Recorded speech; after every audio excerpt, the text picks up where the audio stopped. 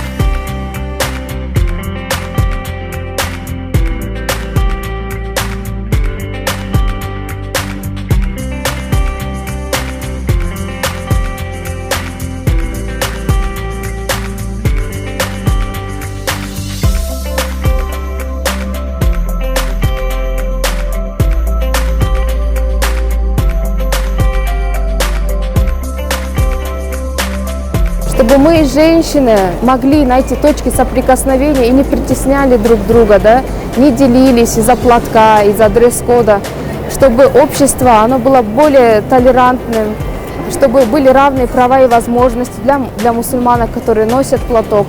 И чтобы люди больше оценивали человека не по внешним каким-то атрибутам, а оценивали по его делам, обращали внимание на его дела, на его тоже внутренний мир.